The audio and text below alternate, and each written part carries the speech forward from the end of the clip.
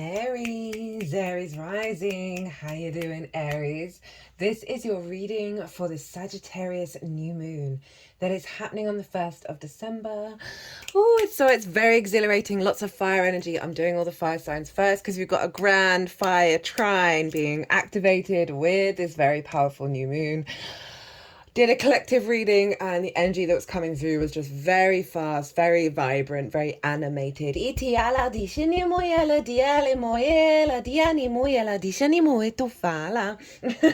Hello and welcome. My name's Chloe. I work with card divination, astrology, and I channel multi-dimensional energies through my body. You just heard some vocal light language. You're just seeing some physical light language.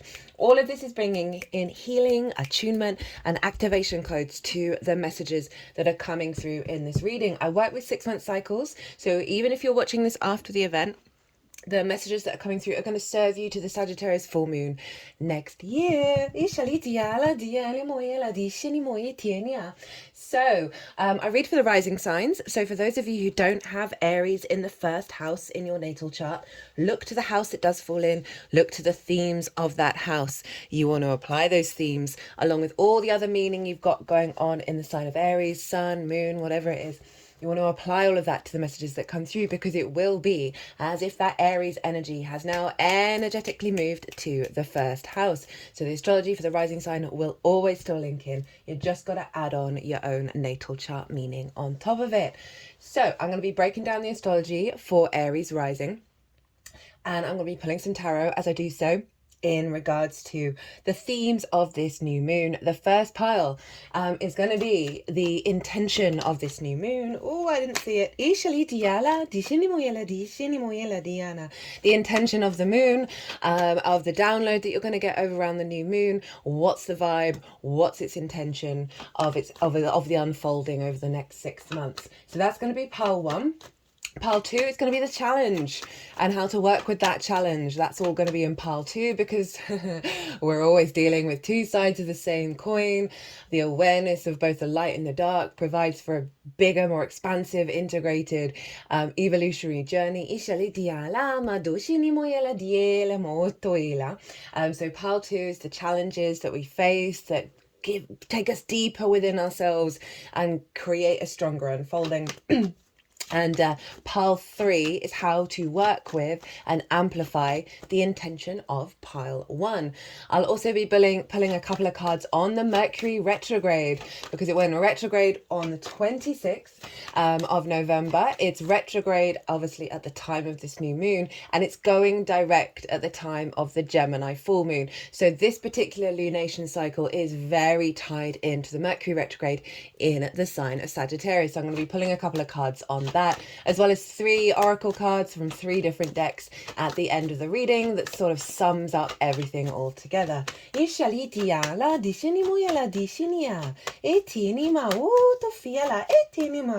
energies that I channel have been very vibrant, very chatty, lots of different frequencies coming through. So Aries rising, where is this happening for you? This is happening in your 9th house. This is the house of the gods. It's all the keyword for this house, perspective, right? This is your morals, your ethics, your philosophies, your connection to book, religion, source, nature, science, whatever it is that's a matrix that's bigger than you, that you know you're a part of, and you're trying to figure out, well, what's your viewpoint? What's your standing? How do you map yourself out in the universe? It's about mastering of something as well as sharing your perspectives, because it's about teaching and learning.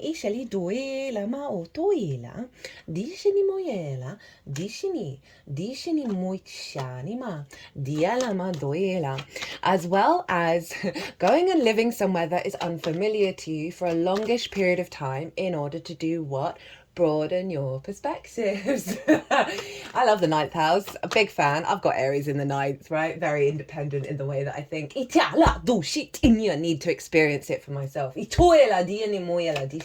always try on this channel to never ever bring anything that I haven't put into practice, that I've seen work. Otherwise I just feel like a complete fraud. Anyway, you're going through a 9th house transit. So those are the key themes. Intentions to set around the new moon. So this can be to elevate your perspective, to realign you to a higher crystalline grid. Oh, they like that one. Because that ninth house can get a bashing, right? Because given everything that's going on in the world, it's really hard to align our perspectives with the denser frequencies that we find ourselves in, right? The grief, the pain, the loss of everything that's going on, the conflict. And so that ninth house and how we map ourselves out in the world can just feel really limited and very small. We can feel a lot of shame if we're feeling good because of what's going on in the world, as well as just feeling very disconnected because of all the pain. My third eye is throbbing right now. You know, the third eye is the inner knowing, right? Rather than the observation, the rational observation of what's going on in the world and just being like, oh, damn.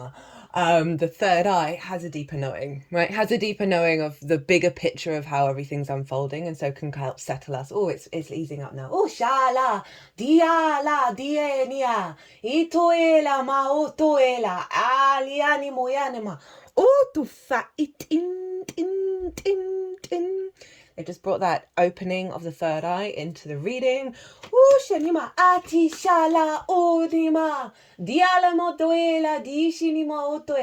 just heard that the pain that we're experiencing is part of the process. One of the major themes that's come up so far in these readings is trust the process.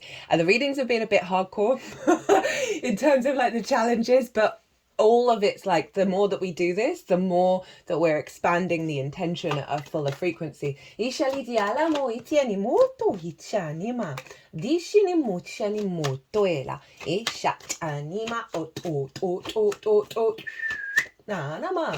Right, where was I? What was I talking about? Ninth house, right? Intentions, as I said, to elevate your perspectives, to integrate your perspectives with the way that you move through the world, to deepening your understanding. If you want to master something that you've already been learning for a little while, this can be a great new moon to set an intention around that. If you want to go and live somewhere for a longish period of time, this is also another great moon to set the intention of setting that all in motion. Now the flip side, right, the sort of more shadow work can be about asking to reveal wounds around your perspectives, around limiting beliefs, of your awareness of the multidimensional sphere, with blockages around that. You can ask the universe to sort of reveal those so you can do the shadow work and work through them and integrate them and untangle that messy. If you've struggled with your perspectives not getting resonance from other people or with the collective, right, and you feel like you're walking a bit of a solitary path with all of that, and that may be hurting you and wounding you, you can set an intention to not externalize the need for validation, not externalize the need to be heard, because you're hearing yourself, you're walking your talk, and it really doesn't matter what anybody else thinks, as long as you're obviously decent, integral, and not taking the piss out of anybody. Because sometimes we can be a bit disparaging. If we've got certain perspectives and we're seeing the people around us and they're, you know, what's the term? Sheep, right? No, sheep are great. I don't really understand. Like that kind of energy where you're separating yourself, where you're isolating yourself from the collective, even if you don't necessarily agree with how people think and do and operate, you don't need to be in conflict with it, right? Jupiter rules Sagittarius. It's a very generous of spirit. It's the desire to roam, right? Through your movement out and about in the world is how you learn. The ability to shift and change your perspectives, right? Be very mutable in that nature and to seek that truth and find it really lighting you up. So that's the new moon. Now, what's going on with the astrology? Now, I've broken this down in way more detail because it's not a crazy amount going on with this moon compared to the last couple of transits where almost the whole chart's getting involved. And obviously, the whole chart is involved, but there's some more core aspects. I've broken this down in the collective reading, go into way more detail of how the celestial bodies talk to each other at the exact moment of the new moon that forms an energetic blueprint, right? And that's kind of like the collective vibe that we're all working with. Pulled some collective tarot, obviously channeled messages came through. And so if you want a deeper dive into this, pause this video, go watch the collective reading. It's always the first one out, and then come back, and then this applies to the Aries area of your chart. To the Aries energy of how this moon is affecting the Aries energy. So this moon, hello, is making a grand fire trine with Mars over in Leo and the North Node in your sign, Aries. As I said, this is why I'm doing the fire signs first, because it's big instinctive energy, right? It's fire, it's the instinct, it's the just the doing of it all, right? Without even thinking or feeling or having an emotional connection. It's just like, oh, I'm doing this. Oh, I've got the instinct to do this, and it's so quick off the mark. Especially as a fire rising sign, that you predominantly, your intuition comes through your instinct to do. And it's not always like one of the common ones that we think about in terms of intuition, but it's incredibly powerful. So this is our passion, our sort of our motivation, our get up and go, our transformational energy, our courage, our creativity, and our instincts coming up.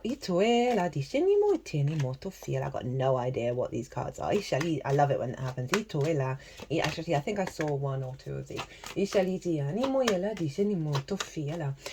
So we have Mars over in your 5th house of your creation energy, right? This is your amusement, your games, your play.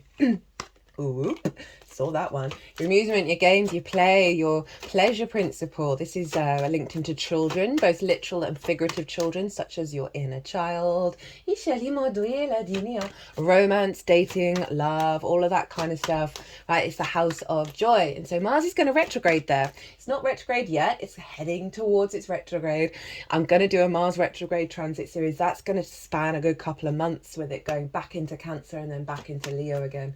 But Mars is there, and Mars in Leo is operating from the heart, the instincts that come from the heart, the sense of play, the openness.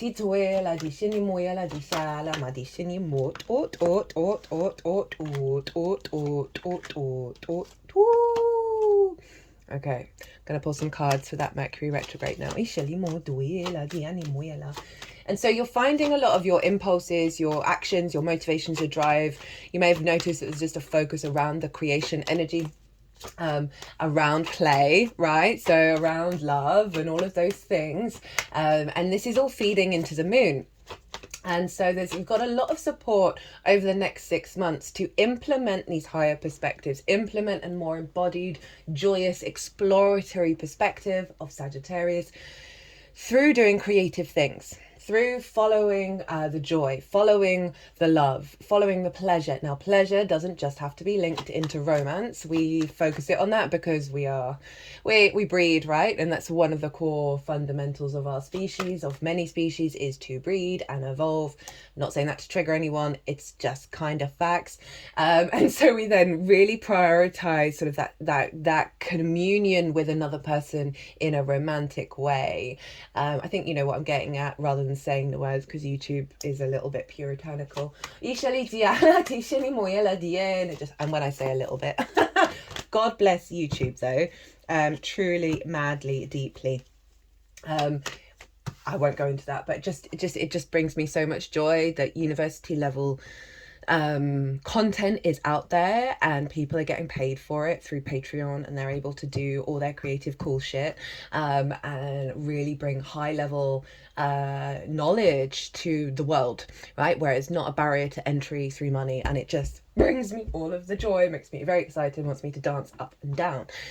So Mars, right, is operating from the heart. It's gonna watch your actions, focus on the creative energy that's going to help bring a stronger resonance to the download that's coming in regards to your perspectives. We've also got the North Node over in Aries, and so that is having a strive into new territory. It's us seeking more autonomy and more independence of self.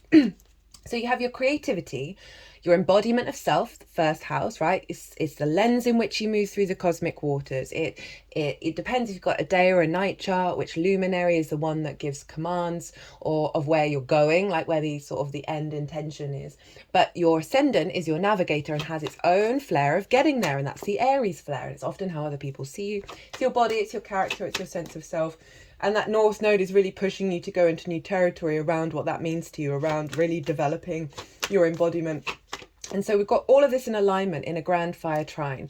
Now, a trine is ruled by Jupiter. So there's a sense of bringing things together in order to elevate, bring deeper wisdom, a deeper knowing, a deeper faith, and a trust. And with that comes confidence. With that comes the it's kind of the illusion of luck, the illusion of abundance, the illusion of opportunities, because that's the confidence, right? That sort of knowing within yourself, you sort of surrendering through the elevation of wisdom of the Jupiter, and therefore the trine, that then sees you less in conflict with your world, and therefore that's when the seemingly luck comes through, because you're just more in your flow. So all the fire signs are being activated. So if this combination of this new moon activating a new cycle around your perspectives, and we've got Mars, your desire to fuel that through creativity, through joy, through pleasure, from your heart space, but with the expansion into the self, right? So it's bringing your perspectives into an alignment, and your embodiment of self, of walking your talk via the creative outlet. So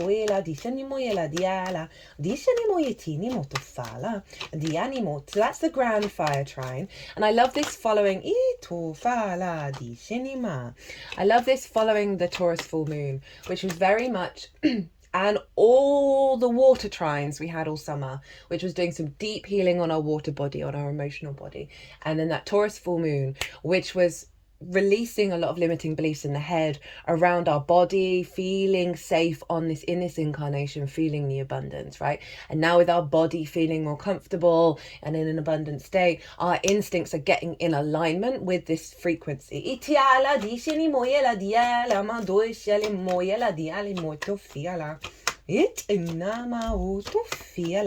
So what else is going on? Well, we want to look to the ruler of Sagittarius, Jupiter, to where Jupiter is, because Jupiter will be influencing this moon wherever it is, and it's over in Gemini, the opposite sign to Sagittarius. And this is in your third house, which is the house of the goddess. Right, this is where we bring our big picture philosophies into our day-to-day, right? How do we find meaning in the little things? How do we find meaning in the washing up, in the walk to the shop? It's our local community, so things we do on a day-to-day basis. It's your environmental frequency that you like to operate on, and also it's the lens in which you communicate through. So Jupiter's there. I've done a Jupiter in Gemini transit series. Even though we're kind of at the midpoint now, we've still got a while left with Jupiter in Gemini, and Jupiter's not gonna be there for another 12 years. So if you want to really amplify this sort of big yes planet in your third house, go check out the Jupiter in Gemini transit series. There's also an all 12 sign series as well. Jupiter has its own playlist, so it's really easy to find. Now Jupiter's retrograde in the sign of Gemini, in your third house. So this is a reevaluation around the wisdom in which you communicate, a reevaluation around how you find meaning in your day-to-day, right? The lens in which you do so. Of what do you need from your environment, right? Maybe there's been some restrictions around abundance, because when planets are retrograde, they can kind of do the opposite. That is leading you into a deeper reflection of what you truly need. And I see retrogrades as very yin energy. They're very observant. There's a sense of cultivation, of bringing nuance and depth to something, because you're going over the same territory, so you're really able to refine it. Of really going deep within in order to establish a healthier connection. A healthier connection with how you find meaning in the small things, right? Rather than externalizing it to bigger picture stuff, it's really saying, okay, no, finding that joy, finding that resonance, in the way that you operate on the day-to-day. I love the third house. I think it's very, very important to activate bigger things in your life, of being able to do exactly what I've just said, is find that meaning on a regular basis in very small ways. And that just has a ripple effect into the bigger things. So Jupiter's influencing the questioning that you're doing of how you find meaning in the day-to-day, the deeper inner journey that you're having, the communication you're having internally around what faith means to you, what truth means to you, and doing so on a day-to-day basis. That's going to be influencing and elevating your perspectives, because I feel like you're going to be able to do it. You're going to be doing a lot of practices of putting that into action. over the next 6 months, and then seeing how that makes you feel, right? Seeing whether those perspectives are still lining up. And that can be both the difficult ones as well as the new ones that are sort of emerging.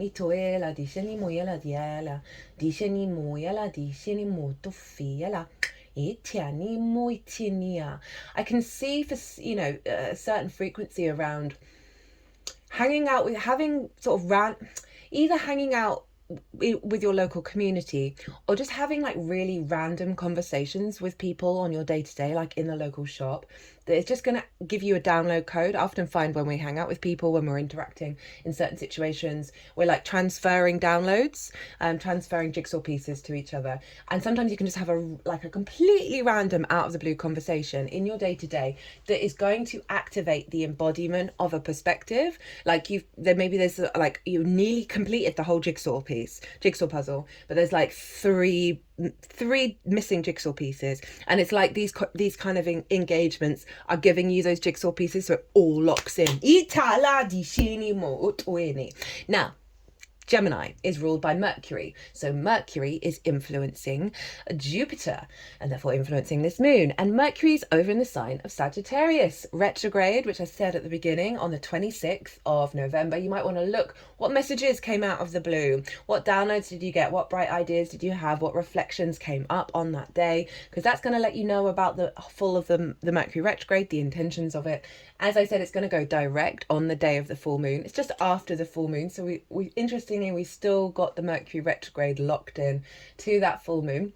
So it's in the sign of Sagittarius. So you're really going back and forth over perspectives and how you process information, the ideas that you have, the why do you perceive this way? Is it based on a trauma response, a limiting belief, all those kind of things, right? That our perspectives can get distorted. Mercury retrograde in the ninth is great for sort of reassessing all of that, working through all of that.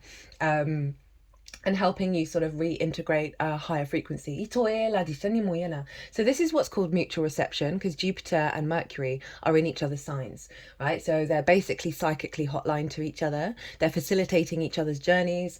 They're working together. It's a good role. We had it ruling the Taurus moon as well, and I've definitely noticed a lot of those themes have been really active since that Taurus full moon, and then a ramping up for this new moon as well.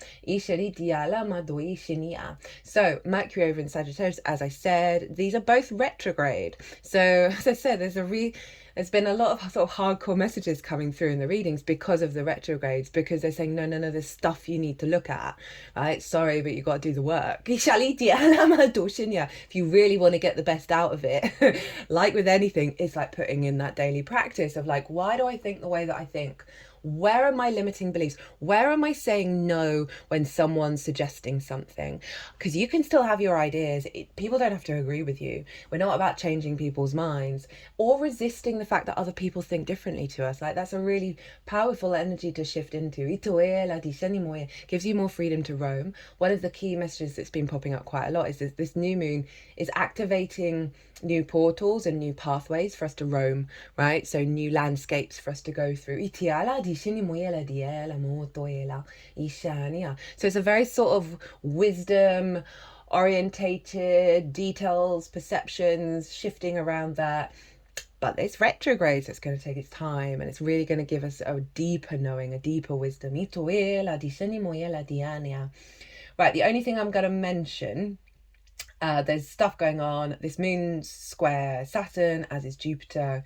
I talk about that in the collective reading. That's adding on a level of building with maturity for the long term. Anyway, Mercury is trine Chiron at the time of this new moon, and Chiron's in your sign, Aries. So you've been going through a hell of a ride with Chiron in the first, right? There's a real sense of reflection on the wounds you feel around the embodiment of self and finding the wisdom within them. So with Mercury trying this, through your body, I can see you getting a lot of downloads and the capacity to do some really deep healing, perhaps through movement in the way that you flow through the world. Like, you could sort of really imagine the highest vibe to tap into around perspectives, and maybe like open your body up to move to that feeling and see what comes through, because I should imagine some like stuck energy can come through with that, through that sense of action and alignment of realizing you're going through certain wounds in order to really know who the damn you are.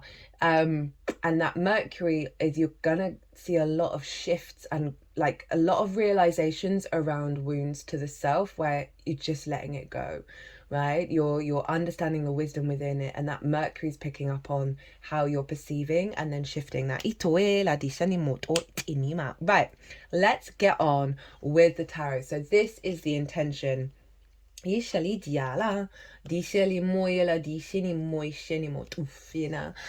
this moon, is to get you thinking. So we got the 7 of Pentacles, which is all about the awareness of a new cycle starting, right? Beyond scarcity, beyond a fear mindset.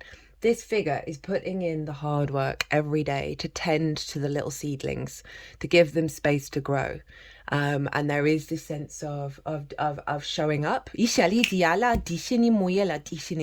then, with this perspective, to build from a very abundant creative place, right? So it is saying that there is a new cycle coming in, and there is your capacity to put in the effort and do the work, right? And that is not just with activating it, but just in general, of applying your perspectives into the 3D realm. So things can grow, so there can be creation. And then we've got the 2 of Swords. Now, the 2 of Swords is about getting back to the self. This figure has gone on a long journey. They've left their homeland and they've come to the new landscape, and now they're going inward. And you see the swords there. This is the moon in Libra. They're going inward to be like, well, who was I before? And who am I now? And what do I want to bring with me into this new landscape, right? So it's also about a deep inner stillness and the capacity to step into that space and make the right and come to the right perspective. So I see this message as 2-pronged. One, the unfolding over the next 6 months, as well. So putting in the work to establish certain principles, spending time contemplating who are you in order for a new inspiration to come through and a new alignment to come through, as well as you being able to manifest these perspectives in the 3D. And then anytime you're kind of like potentially knocked off your perch or potentially come to a crossroad that requires a shift, right? Sagittarius is mutable. It's all about adapting. That you're going to have the capacity to go inward from a place of equilibrium, from a place of inner balance that isn't being distorted by the external world. So I really like that power that's coming through with that. And then we had the Ace of Cups at the bottom of the deck, right? This is a real sense of renewal. It's a fresh new energy coming in, and we have the Dove of Peace. So there's an element of getting out of the way of conflict, and really seeing the world as very abundant, right? There's an overflow here, right? It's a continuous overflow of your intuition, of your emotional body, this sense of love that's coming through, that's really powerful, and that's such an elevated way of looking at the world. It's so difficult to do. But yeah, I can really see through these stages, activating this, as well as I said, like this is the intention for the long term of, putting this into the world, building it into the world, not getting distorted, always being able to go back to your inner equilibrium that is fully embodying this Ace of Cups. I mean, that's really beautiful. And if we think about your creative energy and your sense of self, right, this is, really coming in of like, it's to do with you and your frequency, and not what may have happened because of other people, because of the outside world. This feels very solo, and that's that again, the North Node in your sign, Aries. The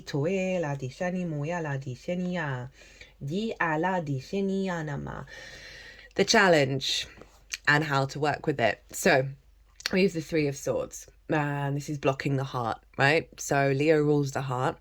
So there's a focus here of previous wounds. This doesn't just have to be romantic. It's absolutely any word, idea, spell, preconception, perception that distorts the heart, that limits the heart. And the heart is what we should be guided by. But so often we put our walls up, we put our barriers up, or it's distorted. So this is tying in with both the North Node in Aries, Mars in the 5th, in alignment with your perspectives, because we've got swords here. There are certain wounds that are going to come up over the next 6 months. It's all going to vary depending on your chart of like when or where and the intensity. That may have come from a romantic situation with the 5th house, or a blockage around your creativity, your inner child, that's distorted your perspectives, right, of how you see the world. There's a sense of, there's a clamping down, there's a limitation around that. So whether these things are just showing up by responses of other people, certain situations, or you're just finding yourself in contemplation of these, that like maybe an old story comes up and you're sort of ruminating over it. These are the challenges that you're here to work through and shift through. As I said, I told you these readings have been hardcore because of the retrogrades and the square with Saturn. How to work with it. Knight of Swords, Page of Wands. So the Knight of Swords in reverse is saying chill your beans on taking any action with it. Right, the Knight of Swords is fastest moving knight, very quick to fight and defend their perspectives, right? So this could also be this 3 of Swords could be about your perspectives not being picked up by other people, not finding like-minded people to talk to about these things, or even just people who are open to conversation and debate. As I said, it's not about changing perspectives, but there may be something where you've just felt a little lonely, right? And a little, or perhaps a little reactionary to if your opinion's not being agreed to, right? We've all got to work through that kind of stuff. And the Knight of Swords in reverse is just saying, hey, don't do anything too quickly. Don't be so quick to defend, right? This is allowing you to step into a space of calm and not externalizing.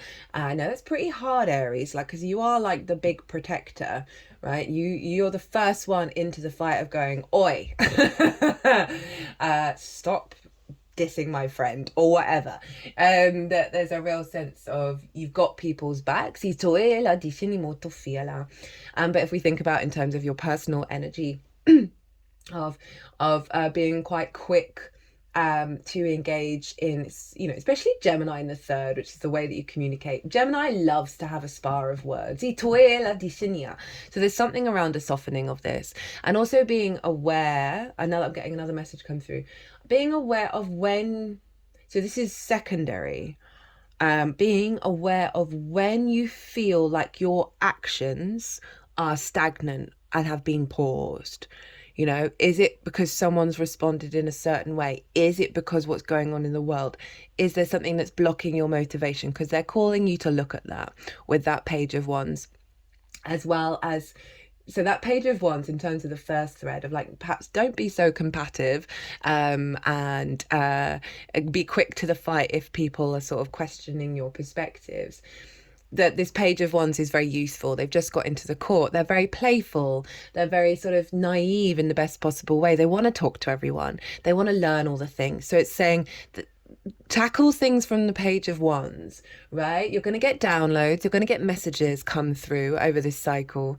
But it's, instead of that Knight of Swords, it's about really like being very open and being very playful, of how you're receiving information. Again, all of this feels like very much of not being in a state of conflict. And then back to sort of when you notice, oh, my movement, my desire to move in the world based on perspective is feeling quite stagnant, quite limited, quite blocked with that Knight of Swords. Maybe do a little meditation with some fire to see what's coming up in order to heal that. Again, this can be about, you know, especially linked into the 5th of not finding that joy, finding that pleasure. Certain romantic relationships perhaps weren't always, you know, didn't really work out. That then stopped you from going out in the world again, right? And really, you know, standing by your perspectives. I know there's some of that's a bit contradictory, but many things often are. but I'm getting those two messages of how to work with that Three of Swords, right? One, the state of observation, and two, just engaging with the world with a bit more of playful energy. Right, how to amplify Pile 1. Yeah, I remember that coming out. So this is the card that I saw that I laughed at. We've got the Magician, we've got the Eight of Pentacles, so following on from the 7, and then we've got the Six of Cups. So the Magician is saying, look, focus on you. Focus on your inner world reflecting your outer world, right? So as above, so below. The Magician is all about knowing all the resources around you have the capacity to be used for creating and manifesting. It's a very powerful energy. It's obviously a Mercury card. So there's a real sense of focus on the abundance, focus on the flowers, the sense of growth, the sense of flow, that you're able to access all sorts of different things and work with all of them, right? So if you're feeling a little bit dogmatic in terms of the way that you perceive the world, a lot of the energies coming through is allow yourself to think and contemplate different things. You don't have to agree with it. You don't have to be set on it. It's more of a playful energy. And the Magician kind of saying, hey, there may be some things that you're missing through a sense of rigidity.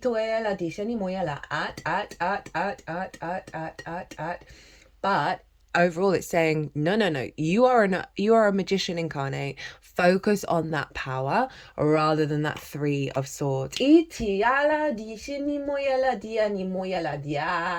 just sort of tapping around the heart space, not the heart chakra. They're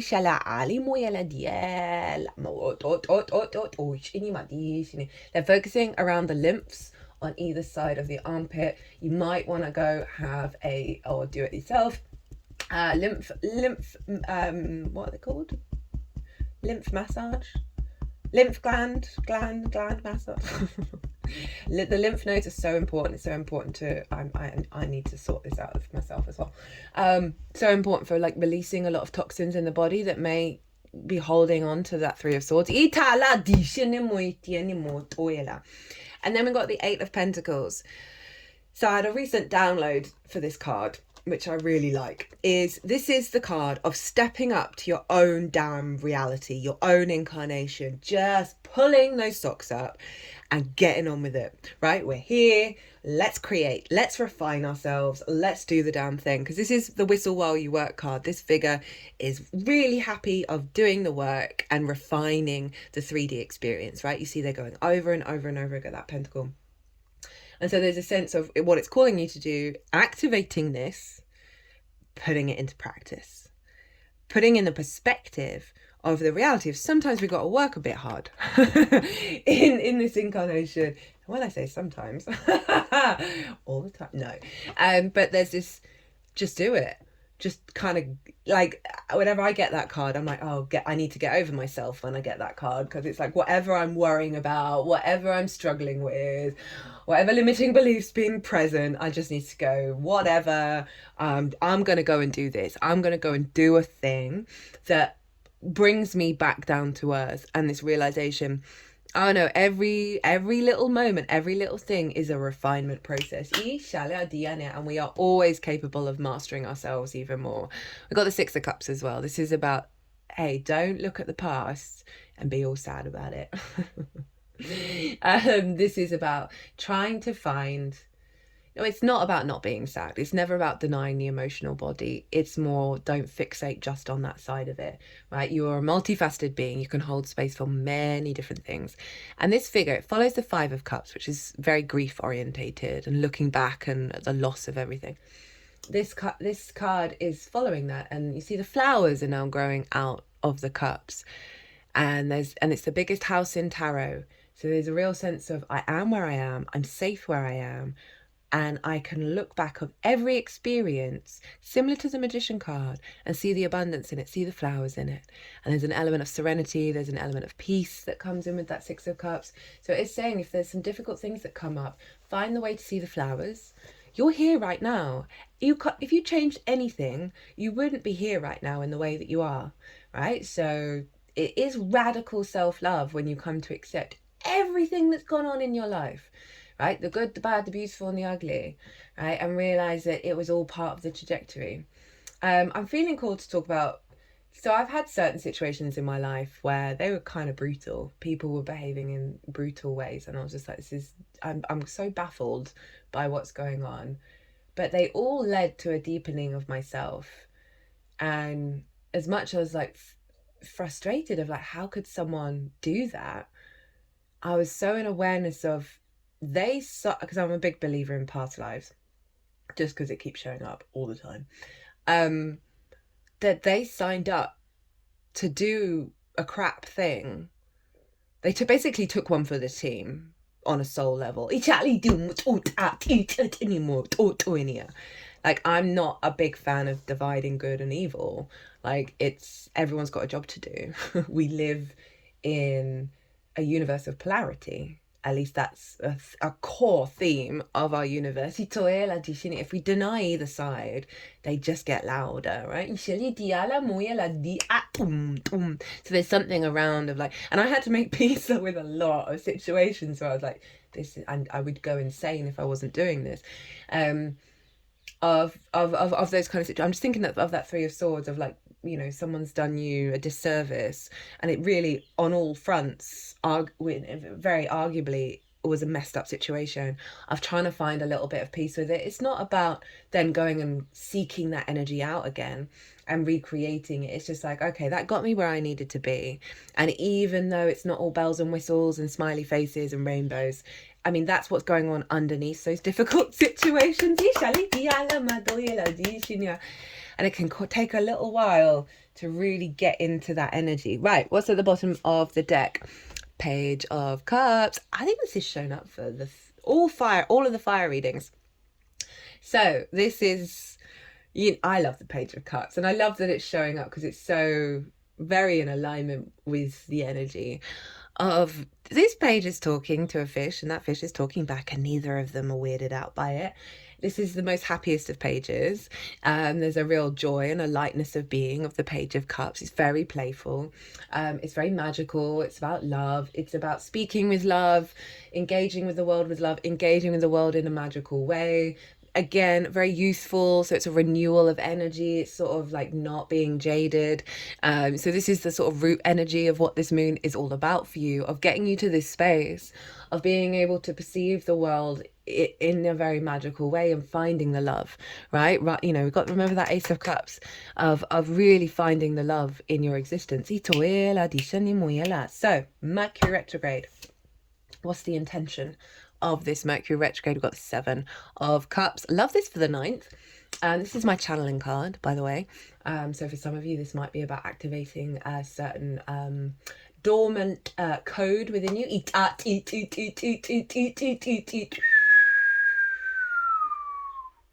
Well, there we go. But it's also, for the 9th, this is like big fantasies, thinking beyond the rational, right? Being in a dreamlike state, going beyond the probably very good causes of why you're perceiving the world in the way that you are, right? But it's trapped you, and this Mercury retrograde is activating more downloads from source, more perspectives that come from a more integrated multidimensional space, more galactic energy, or, you know, however you phrase it, whatever resonates with you, of like sort of going beyond the paradigms that we're currently in. This is what the Seven of Cups is all about. And so the intention of this retrograde is getting you to a space where you can go beyond the limits of how you're perceiving, and you will be going along beyond the limits into a space that maybe feels quite dreamlike, and quite fantastical and quite delusional, which is often how a lot of people who aren't necessarily connecting with awareness to all the magical stuff that's going on can perceive that. But it is sort of like this sort of dream big energy that Mercury's bringing in. What's the challenge? 10 of Wands, so the opposite of that, right? This is so good for the 9th. So the 10 of Wands, nothing wrong with having a lot to do, nothing wrong with carrying a heavy load. It's our perception around it. So this is a very karmic card. We often hold a lot of ancestral burdens of being the beast of burden, which is what this card's all about, because this figure is all by themselves. They're doing all the heavy lifting. They cannot even see it's a beautiful day. Like, they're so hunched over, they can't enjoy the ride.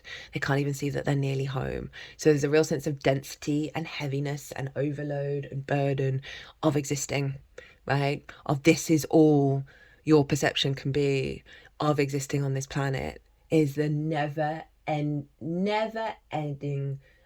weight, like Atlas holding the world on their shoulders. Right, so this is the challenge, and this is a great challenge to work through that Mercury's going to really help you with, of releasing that. How to work with the challenge. Knight of Pentacles, show up every day. This is similar to the Seven of Pentacles, show up every day. Know that you're going to get where you need to get to.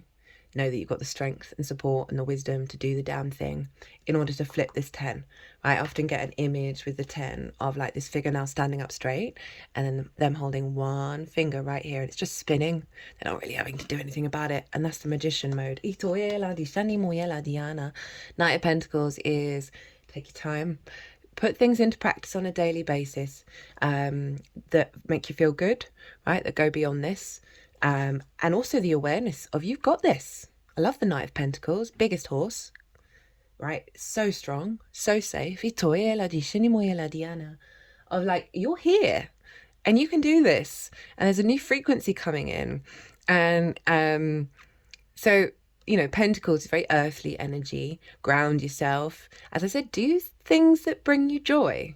You know, I said at the beginning with Mars being in your 5th, there's something around how to release that burden is finding more things. It doesn't have to be every day that come from that creative place, right? And put that into practice. What's at the bottom of the deck? We have Lady Justice. Hello, Libra. So that's the house of the other for you, my lovely Aries risings, opposite your sign where the South Node is. And so with Mars being in the 5th and now the Libra energy coming through, there very, very likely some strong blockages around romantic relationships or intimate friends where you maybe the fun is being distorted, being out of balance. And so it's calling you to be objective and empathetic about your reality and where you're at, get into balance. And really find your inner truth. Not what anybody else is saying, not what anybody else is doing. That came out quick. Shut up, that just came through. Oh my god. Repeat card. And it did flip. I always find it interesting when that happens. So that Justice card is really sort of, yeah. If we take out the 7th house in terms of the one-on-one relationships and we focus on your energy in this Mercury retrograde, that it really is about you getting in alignment with your truths.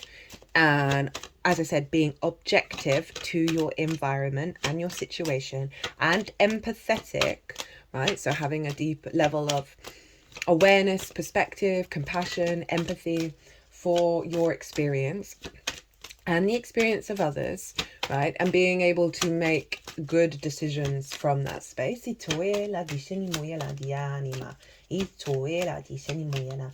what I can feel with this is elevated soul contract in regards to the implementation of your perspectives. I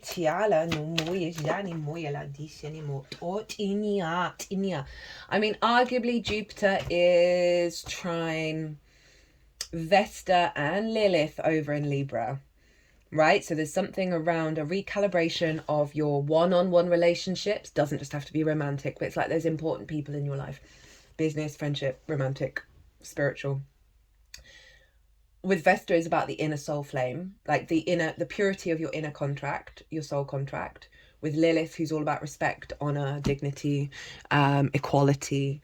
And Jupiter is making sure that there's an awareness here in your day-to-day of what relationships are in alignment with that.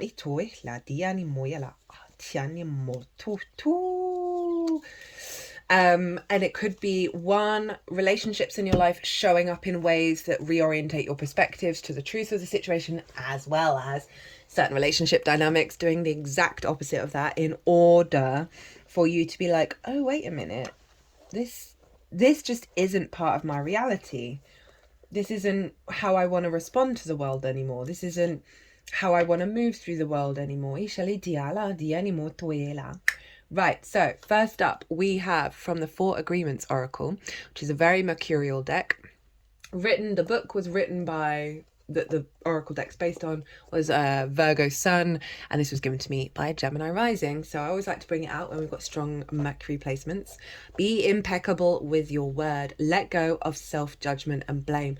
That's just summed up, what was I just talking about? Yeah, that sense of with the justice and what I've just talked, is that sense of like being objective with your reality and kind to yourself, being empathetic with yourself, about certain situations, about where you're at, like whatever it is. I mean, we could all do with being more kind to ourselves, being impeccable. You take responsibility for your actions, but you do not judge or blame yourself for anything. So this is a sense of, if you fuck up, acknowledging that, and then altering your actions so that doesn't happen again, but not judging yourself, not blaming yourself. So that can show up in so many different ways, in regards to how you've communicated your perspective, how you implemented your perspectives. Has it led to restrictions? Has it led to conflict? Has it led to certain things that you may be beating yourself up about, or just feeling bad about, that this is saying, no, no, no, no, no, no, no, no, no. How about we shift how we operate?